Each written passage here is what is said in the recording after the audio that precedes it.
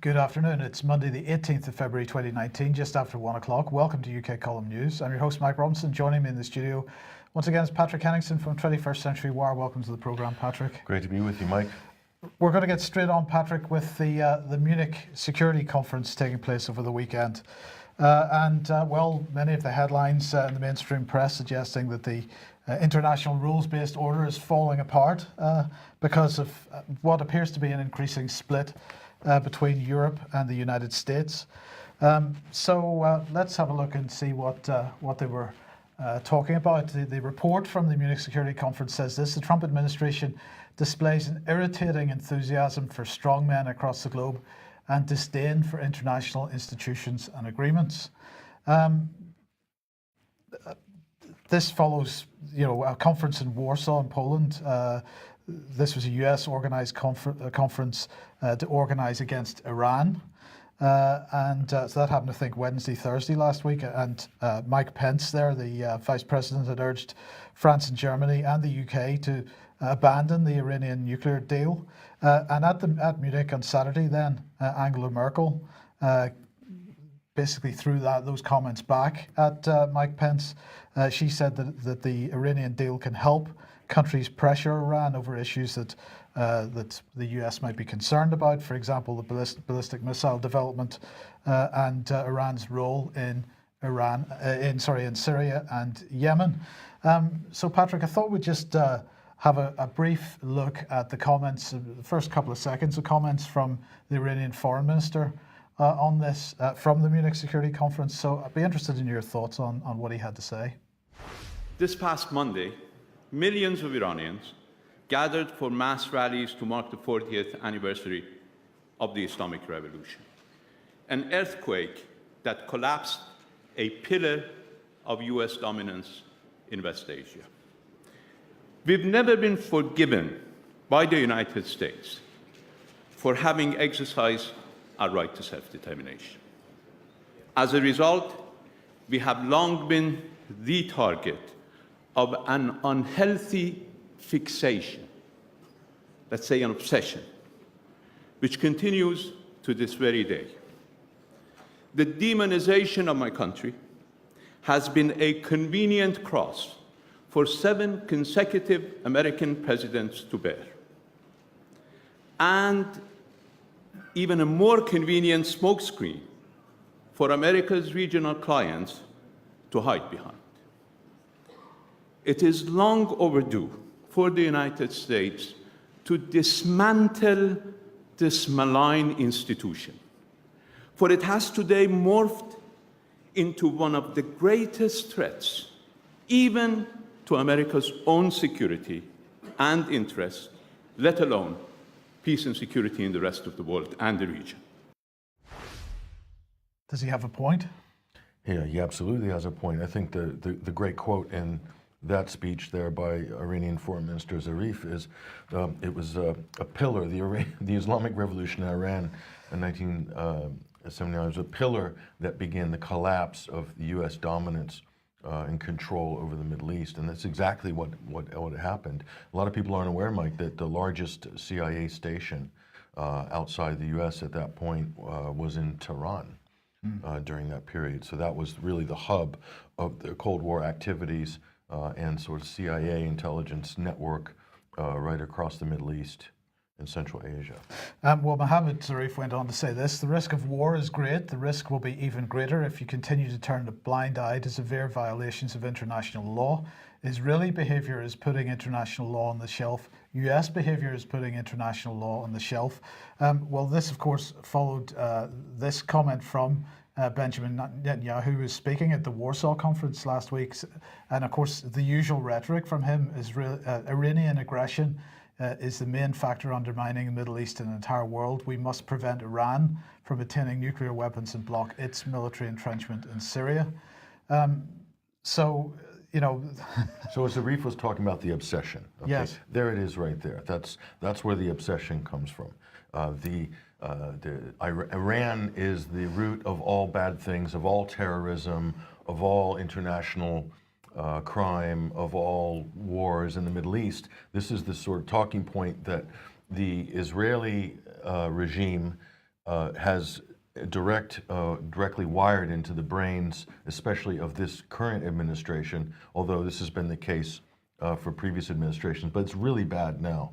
So they're blaming Iran for ISIS. It's just laughable. But when you see Secretary of State Mike Pompeo and some of the caliber of some of these U.S. diplomats at the moment is quite low. So when you see Mike Pompeo out, and he's saying that Hezbollah is in Venezuela with the Maduro government, which is absolutely fantasy fiction. This gives you an idea of how malleable some of these U.S. officials are. They don't know actually anything about what's going on in the world. So they're being fed constantly talking points by the Israeli lobby, by cabinet officials like John Bolton, who are also being fed by the Israeli lobby, and by the way, are not only on the payroll, in some cases, some of these Washington officials are not only on the Israeli lobby payroll, or afraid of the Israeli lobby, but they're on the MEK payroll as well, the Mujahideen al-Kaq. This is the Iranian official designated opposition by the Washington deep state, which themselves are a bit of a joke, former terrorist organization that was delisted by Hillary Clinton, I believe in 2012, possibly, I'm not sure, or 2010, 2012, terrorist organization, and they pump money into the pockets of everybody. Everybody's on the MEK payroll, and so they promise the Iranian expats, the wealthy ones, the U.S. politicians say, don't worry, we're going to use the MEK to take your country back from those evil Muslim Islamists in Tehran, the mullahs. And most people buy this, and the money keeps flowing. Guess where it ends up, Mike? In the pockets of Rudy Giuliani, in the pockets of Howard Dean, in the pockets of all of these officials, congressmen and senators in the United States. So this is how Washington really works. Okay, well, sticking with Israel then, what is the Visegrad Group? Well, this is an interesting segue back into Israel. So this is, best way to describe this is a working bloc that was founded, I believe, in 1991. And this is comprised of Poland, Czech Republic, Hungary, and Slovakia. And the main objective of this is advancing military, I'll put NATO in parentheses there because that's really what we're talking about. These are NATO member states. Cultural, economic, energy cooperation among other European partners, and furthering integration within the EU. So the key points here, Mike, and this goes back to the Munich conference. Right. The key points here are military and energy. Keep that in mind. Now, this is the Visegrad Group. So what has happened recently with regards to this story? Well, the big four are holding their summit, guess where? In Jerusalem, okay? This has massive diplomatic and geopolitical implications. Why? What happened in Jerusalem recently? The U.S. relocated its embassy to Jerusalem and caused a huge uproar and controversy with regards to that. Jerusalem's meant to be a neutral state, so this is Israel trying to basically give further credibility to Jerusalem as a capital. And they're using these 4 European states to do this. So this is Israel really working hard to try to pull and get influence within the Visegrad Group, but also to pull them into Israel, also to validate Jerusalem as a capital city. And this is what the leaders of Hungary, Poland, Czech Republic, and Slovakia will hold their first summit here, a move which looks like a slap in the face to the EU at a time and the Union is trying to stick to a common position of not recognizing Israel as a capital city. You see what Israel is successfully doing here, pulling some of these more, say, peripheral states, particularly Hungary. We'll look at Hungary, and Poland as well. You could say is having some tenuous issues with Brussels. Okay, so there's Israel right in the middle, working it basically from a political and geopolitical point of view. So here's the Israeli interim foreign minister, Yisrael Katz, and this is what he said recently. In memory of the Holocaust, something we cannot compromise about, it is clear we won't forgive or forget, he said. And he goes even further here with this. Poles collaborated with the Nazis, definitely. They suckle anti-Semitism with their mother's milk. He said this in a recent interview. And he didn't stop there. The Poles took part in the extermination of Jews in the Holocaust, Poland became the biggest cemetery of Jewish people. So why is this important? The timing of this with the Visegrad Group. Visegrad Group meeting. So what has happened? This is basically the Polish Prime Minister has pulled out of the Jerusalem summit, of the Visegrad Jerusalem summit. So, and the Polish Prime Minister has basically called these remarks by the Israeli Foreign Minister racist and unacceptable. This is from Prime Minister Morawiecki. So he is pulled out. I think he's sending probably his lower level minister in replacement. So definitely Poland's taken umbrage to these remarks. Where did these remarks come from?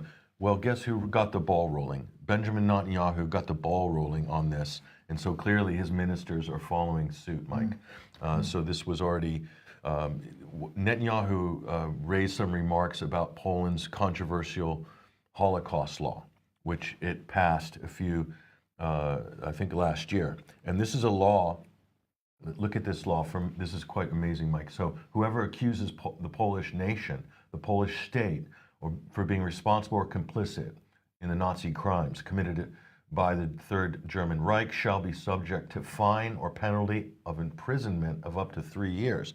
So according to Polish officials, the original spirit behind this was to reclaim Poland's good name. So for to oppose the very thing that the Israeli officials are dragging Poland through the coals 75 years after the Holocaust. So they've decriminalized it. I think it's now a civil penalty, Mike. It's no longer criminal under intense pressure this past summer. So this is quite extraordinary. So you can see this is the reaction from some of the Israeli press. Dear Poland, your Holocaust law fools no one forgets. This is Bradley Burson saying, just as nobody forgets the thousands of Poles who saved Jews during the war, nobody forgets those Polish neighbors who ratted out the Jewish family next door, or the thousands of Poles who aided the Nazis in other ways. So you can see there's a clear political agenda here to put salt in the wounds of World War II, based to reopen some of these potential divisions. And Israel's clearly doing this on many levels, diplomatically, with the Visegrad Group here, and with its ministers, and of course in their press as well, Mike. So it is an interesting. Do we have any idea why they're doing this? It's difficult to say. I think Israel wants allies, and they certainly have one in Hungary. I think there's a common alignment in terms of the more nationalist European states and the ones opposing immigration, and Israel's pandering to them for closer relationships, Mike. But the elephant in the room is Israel is directly involved in stoking a lot of the policy from, say, the U.S. and the Iraq War to start with, and Libya and Syria that's causing and has contributed to the migrant crisis. And this is the thing that Hungary opposes so vehemently, being on the European frontier. So Israel's playing both sides of this equation historically, and I think I'm not sure why they're doing it, but the energy partnership component of the Visegrad Group is something to pay very close attention to, because there are proven gas reserves off the Leviathan gas fields in Israel. There's also the same with Lebanon and Cyprus. And so between Turkey, Israel, Europe, Cyprus, and the other states, including Syria and Lebanon, and Gaza, by the way, off the coast of Gaza, occupied Gaza. So the energy component in terms of gas supplies to Europe is still very much in play in the long term, not in the short term. Russia has the South Stream and the Turk Stream pipelines that are moving into Bulgaria. So Russia has a huge head start with regards to natural gas supply directly into Europe for the Nord Stream and the South Stream pipeline network. So, but long term, there's massive gas reserves in the Mediterranean, in the Levant, off the coast of Levant. So I think it might have something to do possibly with this as well. Okay, and in the meantime, excuse me, anti-Semitism rising sharply right across Europe? Well, that's what they say, Mike. A number of these studies have come out and are being collated by the likes of The Guardian. So this is the question: is this a real trend, or how is this data being manipulated and packaged to reach a dramatic conclusion? That's what this article is basically inferring here, that there is a trend and there's some steep rise in anti-Semitism right across Europe, and that it's ostensibly coming from right-wing sources and so forth. So, and this is an interesting debate, Mike. If you want to get down and look at the cases and how they're labeled, from incidents to physical violence to violent, attacks and so forth, a lot of this is very interesting. Certainly, it's not an empirical study if it's being packaged in The Guardian. What The Guardian's doing is collating statistics from different news sources and different reports to give this idea of this conclusion. So the question, Mike, is, and we spoke about this on the Sunday Wire last night, if as some people are positing that the anti-Semitism problem is coming from, let's put the labor anti-Semitic thing off to the side, because that's pretty much been debunked as a trope by a lot of people. So being pro-Palestinian is not being anti-Semitic. Hence, Jeremy Corbyn is not an anti-Semite because he supports the Palestinian cause or criticizes Israeli foreign policy. The question is, how serious is the threat of anti-Semitism from the so-called right, the alt-right or the far right? And this is an interesting question because you have characters like Tommy Robinson, who received tremendous support and financial support from Zionist organizations right across the spectrum, Jewish organizations who support or fund him from the UK, from Canada, from the United States. And so he is the face of the far right, am I wrong, in Britain? He's the kind of mascot. That's how he's being presented, for sure. This is how he's being presented. So he's got total support from Israel. He's a self-professed Zionist. So how do you square this argument that anti-Semitism is coming from the right if the Zionist political and organizations are supporting and funding elements of the far right?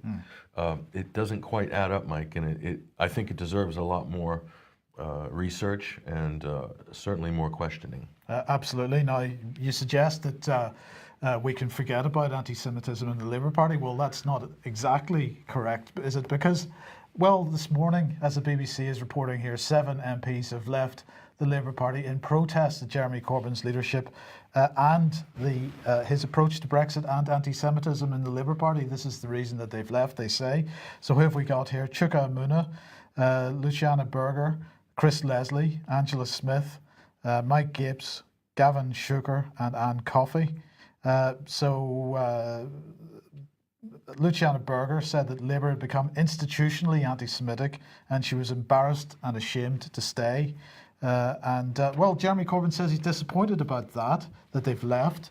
They're apparently not going to launch a new political party. They are going to sit in Parliament as they're calling themselves the Independent Group. Chuka Umunna said that they've taken the first step. He didn't say what they'd taken the first step towards, but this is the first step, and he's urging other Labour MPs to join them in building a new politics. Politics is broken, he said. It doesn't have to be this way. Let's change it. Okay, so they're going to change it. What was the response from George Galloway? Let's just have a look at this. The 7 dwarves are merely the first to jump. This has been long planned and will be the start of something, not the end. Be prepared for a coordinated, choreographed dance of treachery. So what's going on here? Well, of course, our illustrious leader from the past, Tony Blair. There he is. Yes. Now, he didn't actually say what's on screen at the moment. This is what he would have said probably if I'd asked him. He would have said, I'm behind this. My new radical centrist party is going to take over the world with a snigger. Now, of course, Chuka Umunna saying that they're not going to set up a new party, but they may join a party which may appear in the not too distant future. That's just a satire quote, right? Absolutely a satire quote for sure. He didn't say that. But Tony, he doesn't go away, Mike, does he, very easily? He's like a rash, or dare I say, there's worse things than rashes that don't go away. That's Tony Blair. amazing that he's still around, He's still around and working his dark arts in the background. being as promoted as hard by the BBC as they can possibly promote him. So this is the first thing. Now, the issue here, Patrick, is that, of course, Jeremy Corbyn needs to get rid of the Blairite faction within the Labour Party if he's going to make, and within the parliamentary Labour Party, if he's going to make any progress at all. He is spending, a bit like Trump in this respect, he is spending so much time faction fighting within his own party that he's not able to make any serious progress. And also he's not actually able to express his, this is my observation, he's not able to express his policies in an honest way because he's constantly having to try to mitigate the potential effects of the potential blowback from some of the Blairite types within his own party. So we've heard over the last number of months the possibility that he might organise for constituency parties to deselect some of the MPs that are currently sitting and replace them with alternative candidates for in a future general election. In fact, what these 7 have done, and if they're joined by others, what they've done is that they've done Jeremy Corbyn's job for him. He now doesn't have to take that stand. I think this is brilliant for Corbyn, actually, so in the long term. They've deselected themselves. They've deselected themselves as Labour Party candidates. And I think that they may get a shock at the next general election if they think they're going to stand as independents and win the seat and keep the seats that they've held. They may well get a bit of a surprise. Because isn't the important thing in a democracy, it's not what these apparently the 7 musketeers or dwarves are acting on conscience, on their conscience. That's right? what they're implying. That's yes. what they're implying. But that's not really what's important. What's important is what the constituents who elected them to do, and what auspices they elected them under. And certainly they probably didn't elect them to try to split up the Labour Party. And so that's how, it depends how this is going to be viewed, Mike, in the national discourse, in the press. Are these 7 going to be viewed as these reformers, or are they going to be viewed as provocateurs in the breakup of the Labour Party? And I think it's going to be the latter, more likely. That's what I think, unless 100 more jump ship, and that's not necessarily likely, is it? I don't think there's too many grassroots Labour Party supporters are going to shed any tears over this. So the votes aren't going to be there in the next election. It doesn't look like it. No. Now, let's come back onto the issue of disinformation. This is the House of Commons Digital Culture, Media and Sport Select Committee have produced their final report on disinformation and fake news. Well, what are they calling for?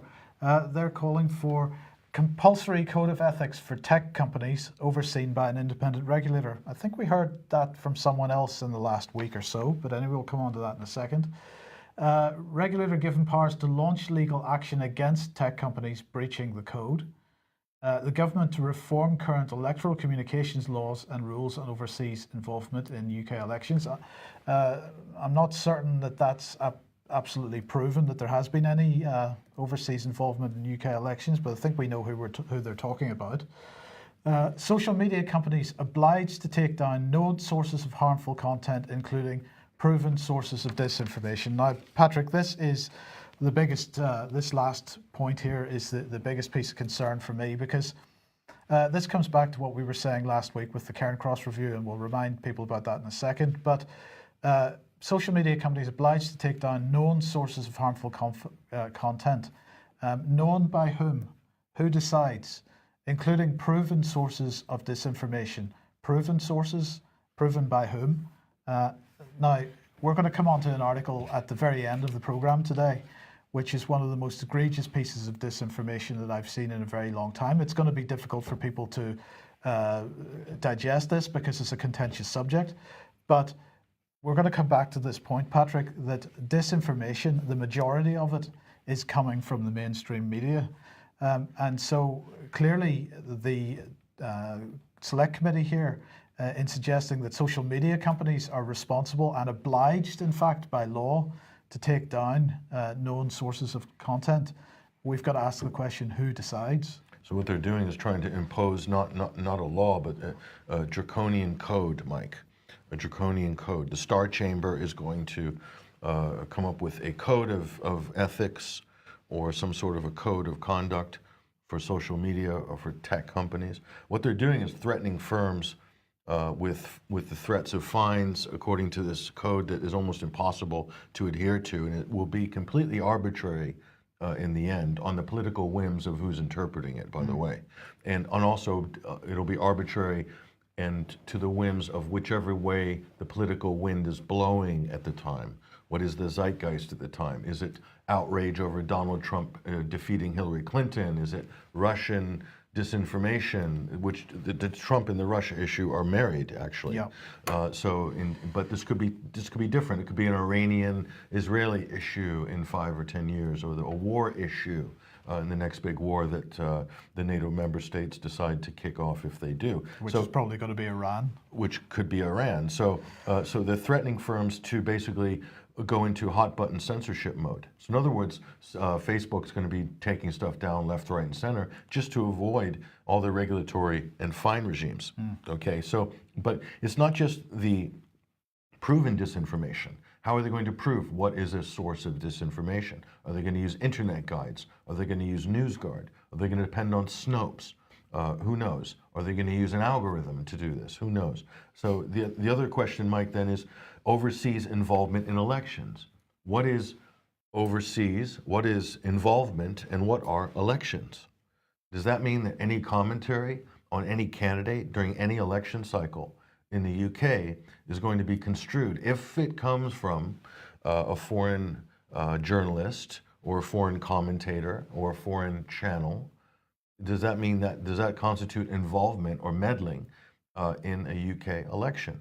Again, this will be most likely interpreted completely arbitrarily and depending on whatever the prevailing political power set is, whichever direction the winds are blowing at that time, what is the zeitgeist of the day in terms of what is divisive in politics. That's how, more than likely, how these things are going to be applied. They're not going to be applied in a scientific way, in an objective way. It's impossible, because what they're asking, Mike, is almost impossible to prove objectively. What this is trying to take down what is essentially the last bastions of free speech, the last bastions of the free press, and put this completely under the control, at least the threat of the control, from the state, from Silicon Valley, from the mainstream media. So that's exactly what it looks like here. Well, just remember that last week Dame Frances Cairncross released her report, also taking place over the last 12 months, her review.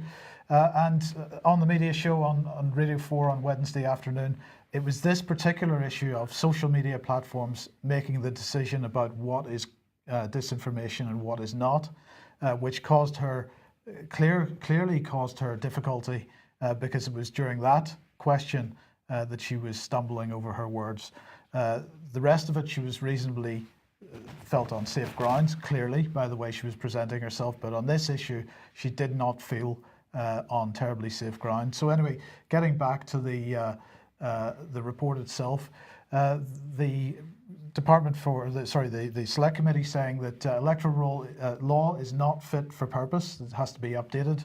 And they claim that Facebook intentionally and knowingly violated both data privacy and anti-competition laws. That may well be the case, but I'm not certain how that is related to disinformation. But anyway, that's part of the Cambridge Analytica. Yes, that's true. Which is in many ways a red herring, Mike. The Cambridge Analytica thing, and they're using Cambridge Analytica as a club to beat, Facebook and these companies over the head to get them to comply more. It's another attack vector that the state has appropriated in order to sort of drive the real agenda. The real agenda, Mike, is censorship.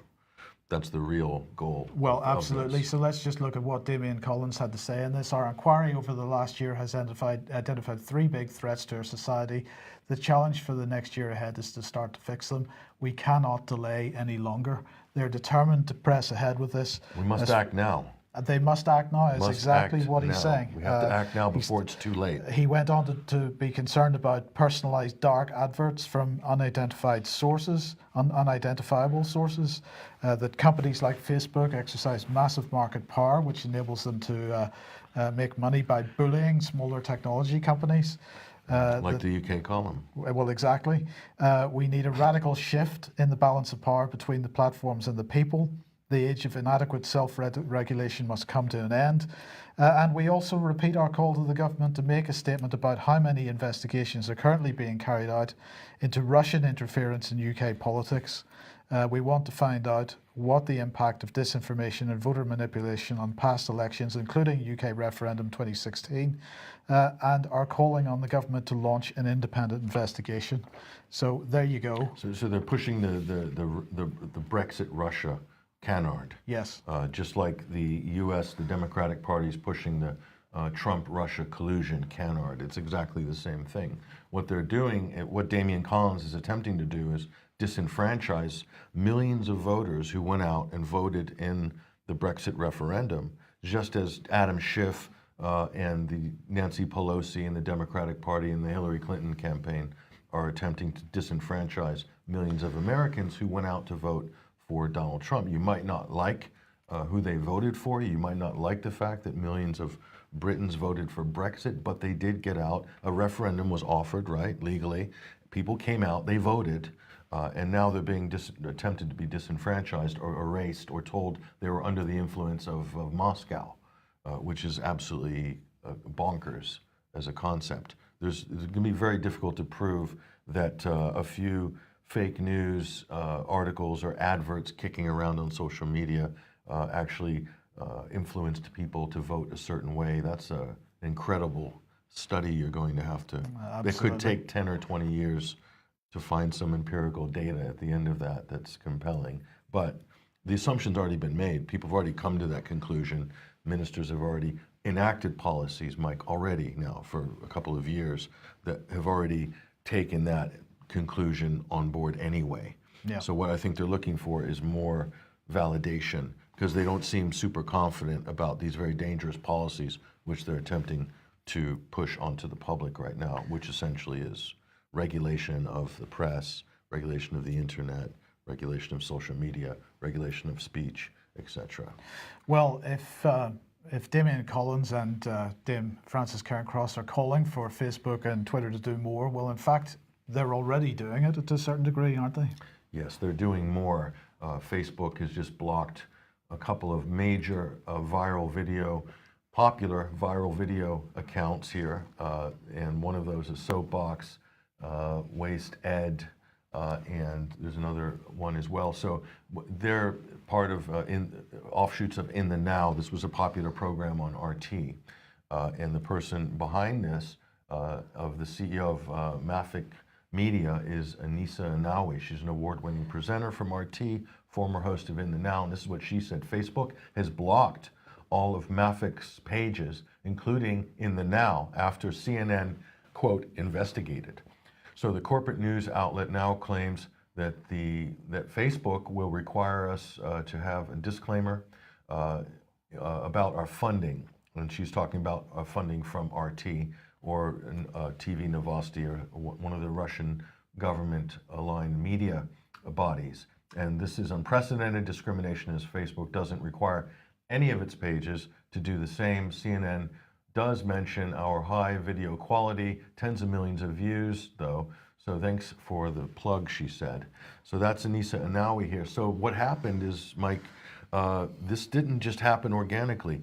CNN lobbied Facebook to take down these video accounts. So the biggest media company in the United States is lobbying the biggest social media company in the United States to remove their competition? Not only that, CNN is lobbying a Silicon Valley company to take down factually accurate content, Mike.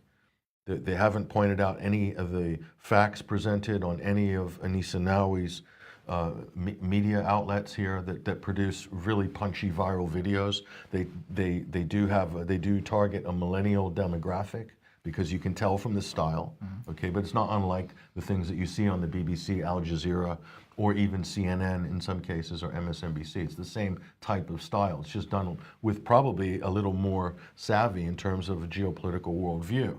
This, I think, is what's really upsetting the CNNs of the world. So let's look at how this went down.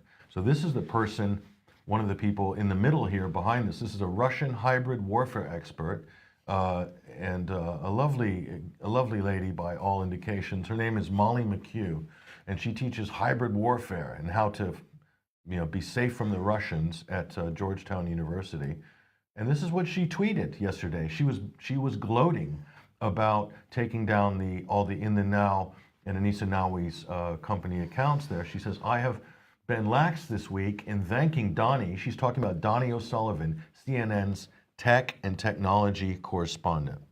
She says, I've been lax in thanking Donnie for finally getting Facebook to take down Kremlin-funded viral video propaganda garbage dump In the Now news as our friends at European Values. The European Values is one of these German Marshall Fund U.S. propaganda dispensaries. There's many of them, but I think that's what they are. They have been documenting for years. Good riddance, she said.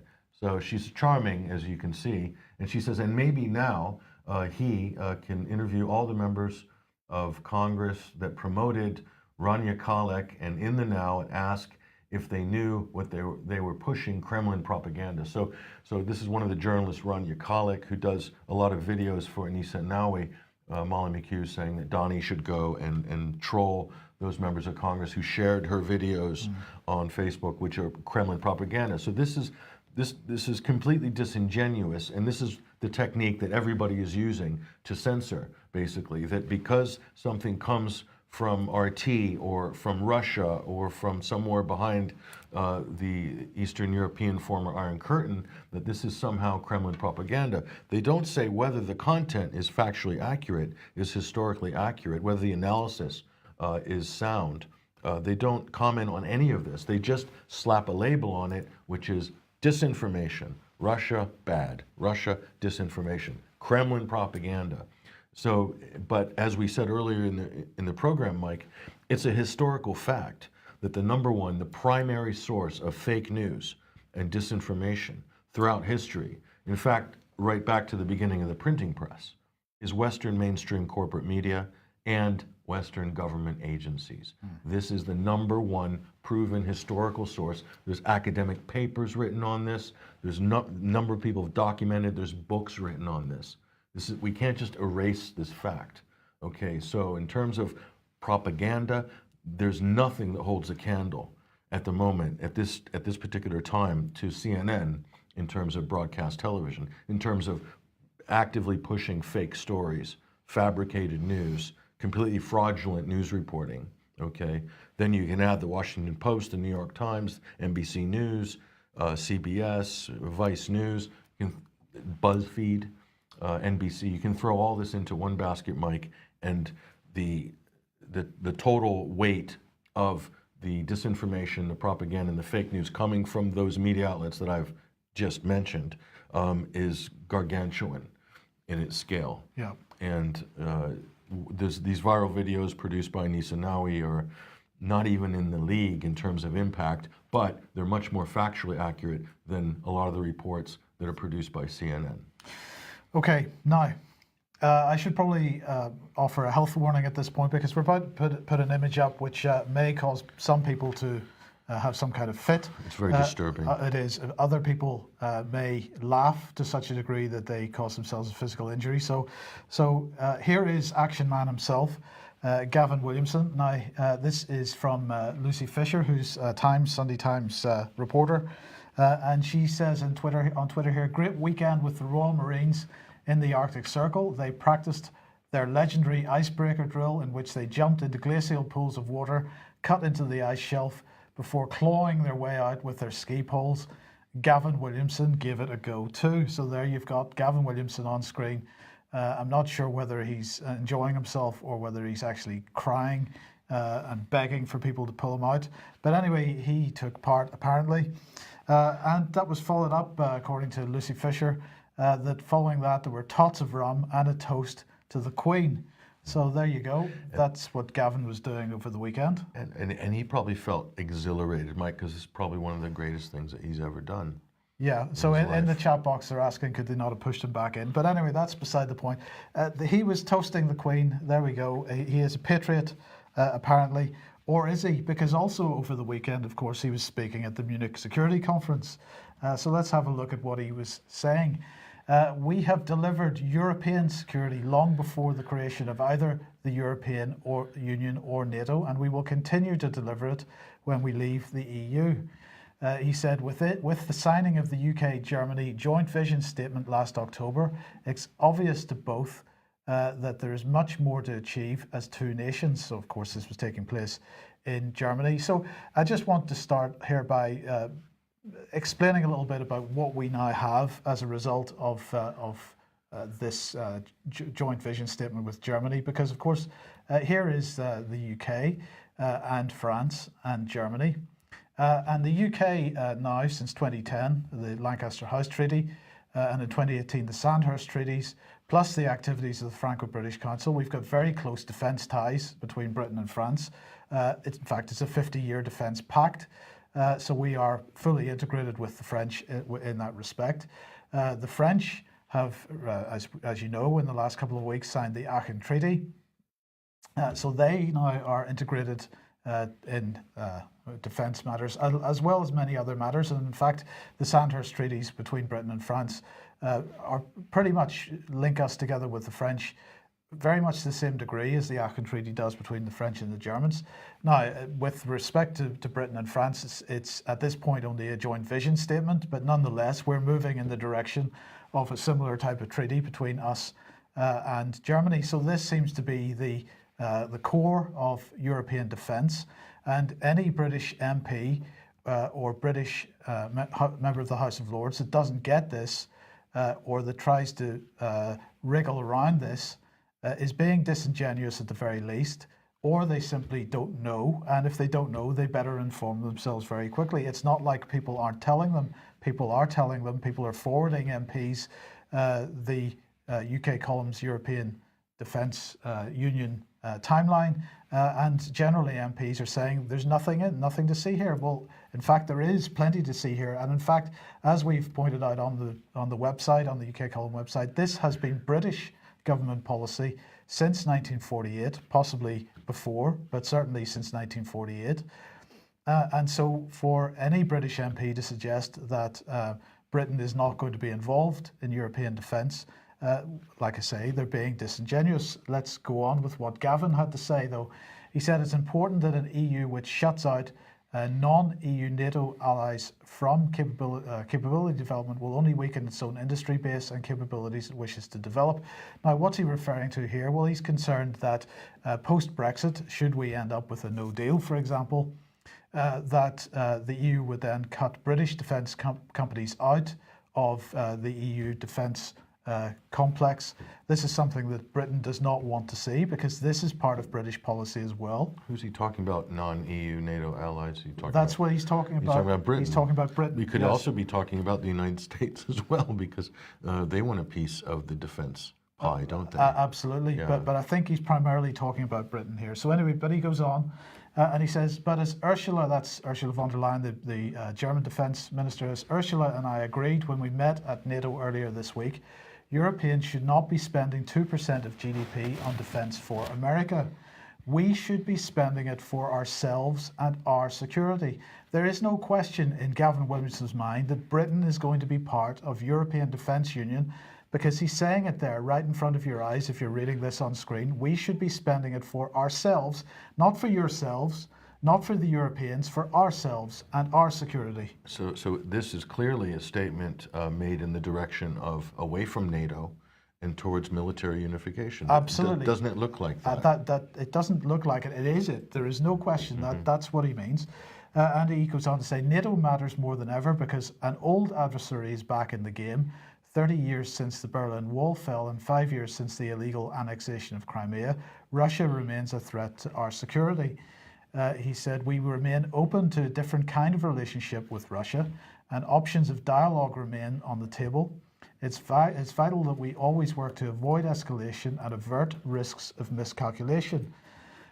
He said, and we encourage Russia to start acting within the rules-based international order, step back from the path that has been taken and look to a new and different way. So he is still, of course, reinforcing the need for NATO because Russia is a nasty big ally. But as we've been highlighting over for 3 years now, NATO and the EU are completely they understand each other's positions, and they are working very hard to make sure that there's no duplication of effort and that everything is done within a proper framework. So that's not a problem. So finally, then, he said, we will continue to deliver European security. Once again, he reiterates that we are completely determined to maintain European security. Britain will be a full part of military union. And it's time for MPs in this country to start recognizing that. I think it's interesting he's saying the illegal annexation of Crimea, they don't recognize, they don't like referendums, full stop.